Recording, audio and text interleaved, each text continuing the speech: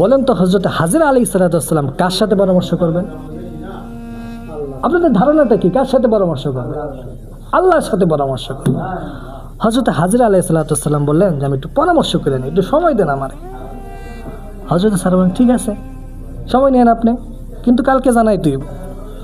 হযরত হাজরা আলাইহিস সালাম পরামর্শ শুরু করলেন। সারা রাত্র তিনি আল্লাহ তাআলার সাথে কথা বললেন।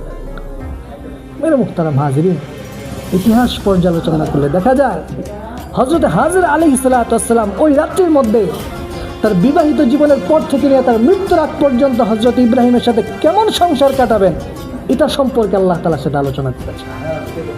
আল্লাহ তাআলা সব কিছু সম্পর্কে তারা ধারণা দিয়েছেন ওই রাত্রের মধ্যে। হযরত হাজরা আলাইহিস সালাম আল্লাহকে জিজ্ঞেস করলেন কি করা যায়? এই লোকটা তো বিবাহিত, আবার বয়স্ক। ইতিহাসের মধ্যে আসছে হযরত ইব্রাহিম আলাইহিস সালামের বয়স ছিল হযরত হাজরা আলাইহিস সালামের 4 গুণ। হযরত হাজরার বয়স 20 থেকে 25 বছর ছিল, আর হযরত ইব্রাহিমের বয়স 80 বছর ছিল। কি করা যায়? আল্লাহ রাব্বুল আলামিন হযরত হাজরা আলাইহিস সালামকে বলে দিলেন, আমি ইব্রাহিমের পুত্র ইসমাঈলের মা হিসেবে তোমাকে কবুল করে রাখছি।